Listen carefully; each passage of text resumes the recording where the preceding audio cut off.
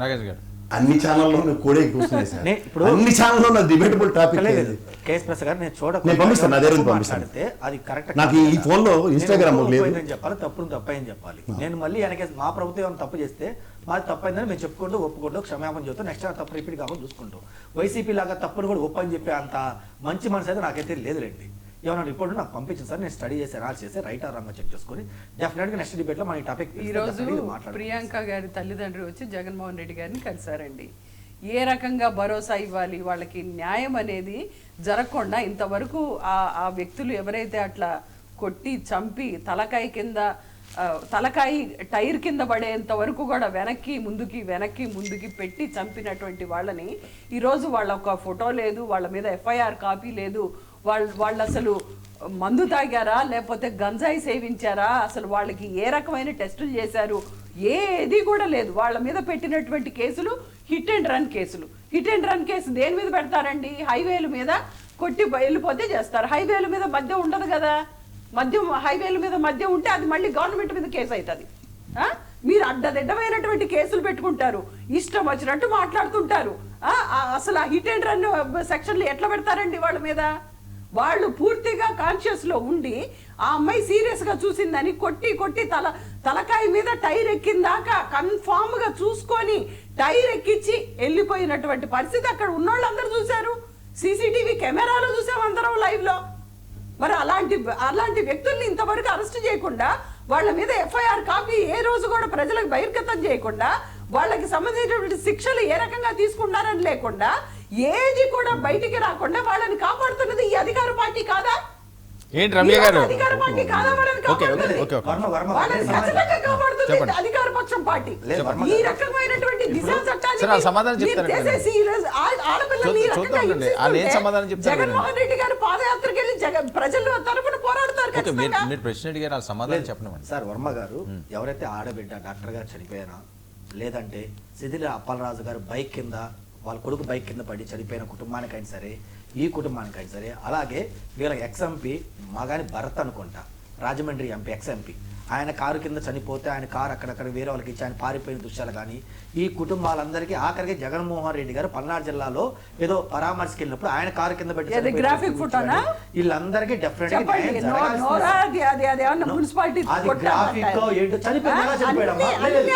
చనిపోయిన వ్యక్తి చనిపోయాడా లేదా, వ్యక్తి చనిపోయాడు లేదమ్మా, అది గ్రాఫిక్ మీకు.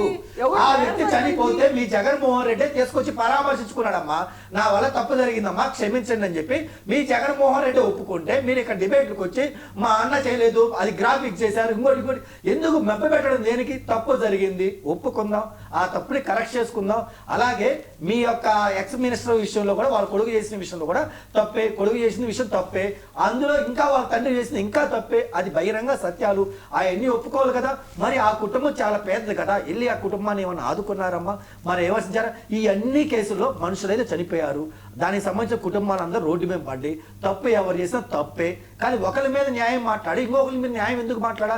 ఏదైతే డాక్టర్ గారి విషయం జరిగింది ముమ్మాటికి తప్పే, దాని మీద యాక్షన్ తీసుకోవాలి, నిందితుని అరెస్ట్ చేయాలి, జైల్లో పెట్టాలి. ఏదైతే కేసెస్ కానీ ఇంకోటి కానీ అప్లైబుల్ సెక్షన్ అయితే అన్ని పెట్టాల్సింది, వారు జైల్లో ఉంచాల్సిందే. దానికి కూటమి ప్రభుత్వం కనుక వెనకోసుకొస్తే ముమ్మాటికి మాది తప్పే, మేము వెనకేసుకొని రాము, డెఫినెట్గా వాళ్ళకి న్యాయం జరగాల్సిందే. దీంట్లో మేము వైసీపీ ఏం చెప్పినా అంగీకరిస్తాను. నెక్స్ట్ వన్, అలాగే రిమైనింగ్ కేసుల్లో కూడా మీరు ఎందుకు ఇలా వాదించట్లేదు? అది కాక మేము చెప్పేది పేదోళ్ళు ఇంటికి చనిపోతే మీరు ఎందుకు ఇది కాదా? మీ జగన్మోహన్ రెడ్డి అడ్డా లేకుండా ఏళ్ళ దగ్గరికి వెళ్ళి మీ మినిస్టర్ దగ్గరికి వెళ్ళి పరామర్శిస్తే మీరు ఎందుకు వెనకేసుకోరాని కాదు, బైక్ తోనే గుర్తింది, కారుతో కాదు కదా.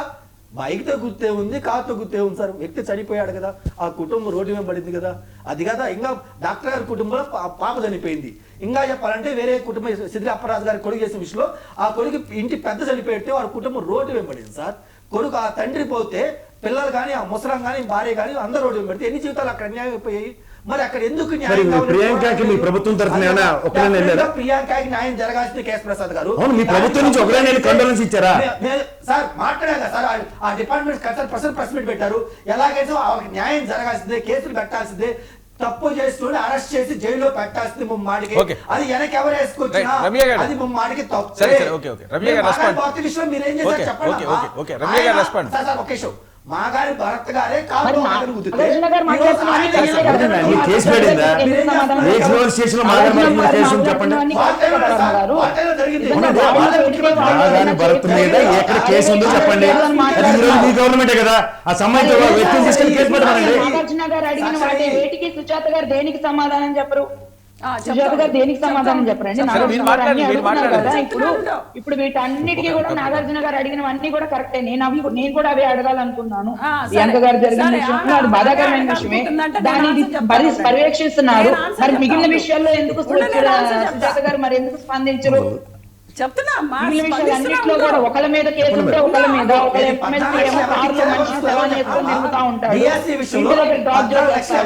ఎవరు తీసుకున్నారు ఆ వ్యక్తి వివరాలు చెప్పండి మీరు మా దగ్గర. వాళ్ళ దగ్గర ఏం వివరాలు ఉండవండి. నాగార్జున గారు వాళ్ళ దగ్గర ఏ వివరాలు ఉండవు.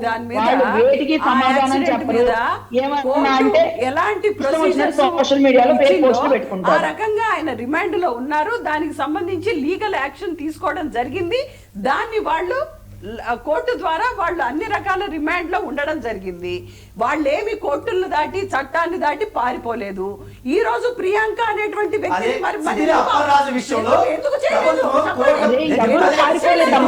ఎవరికైనా శిక్ష పడుతుంది. కూటమి ప్రభుత్వంలో ఎవరు తప్పు చేసినా శిక్ష పడుతుంది. అంతేగాని వాళ్ళు మన ఎమ్మెల్యేలు కదా, వాళ్ళు మన ఎమ్మెల్సీ సమర్థించారు చంద్రబాబు నాయుడు గారు కానీ పవన్ కళ్యాణ్ గారు కానీ. మీకు అర్థమవుతుందా? నీకు బుద్ధి ప్రభుత్వం మంచి చేసింది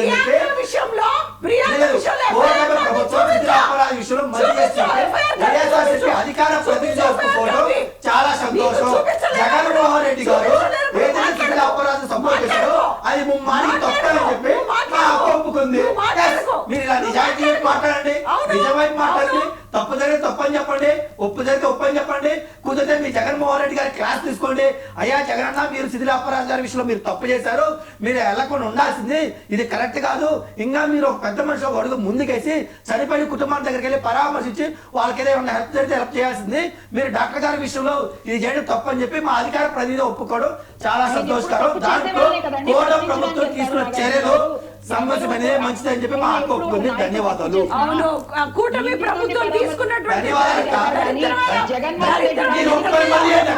కాదండి,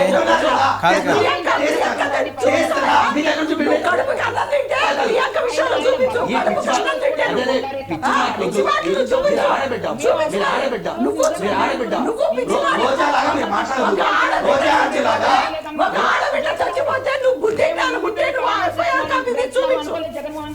ప్రభుత్వంలో ఉన్నావు కదా, కాదండి, కాదు ఒక నిమిషం. సుజాత గారు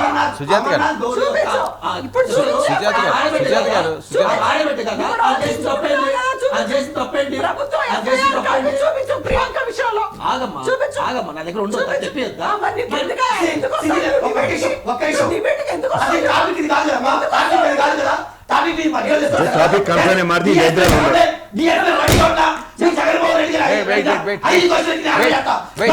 ఉంటే మీరు చెప్పారా? 14 లక్షలు జగన్మోహన్ రెడ్డి గారు ఆరోపణ చేశారు. ఒక్కొక్క డిఎస్సీ మీద 14 లక్షలు ఇస్తారని చెప్పి మీరు జగన్మోహన్ రెడ్డి గారు ఆరోపణ చేశారు. ఆ 14 లక్షలు ఎవరు ఇస్తారని చెప్పండి. సబ్జెక్ట్ డిఎస్సీ డిఎస్సీ వర్మ గారు ప్రియాంక గారు నేను ప్రిపేర్ చేస్తా. ప్రసాద్ గారు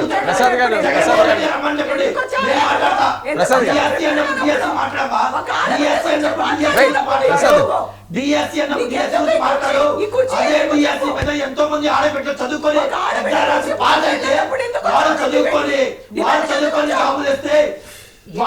జాబులు చేస్తే మీరు ఈ రోజు ఆఫర్ చేస్తారు 15 లక్షలు పెట్టి పోస్ట్ కొన్నారు, 18 లక్షలు పెట్టి పోస్ట్ కొన్నారు. ఎఫ్ఐఆర్ లేదా? మెడికో ఎఫ్ఐఆర్ లేదా? ఎఫ్ఐఆర్ ఫైల్ అవ్వలేదా? వెయిట్ అండి, ఒక నిమిషం. సుజాత గారు,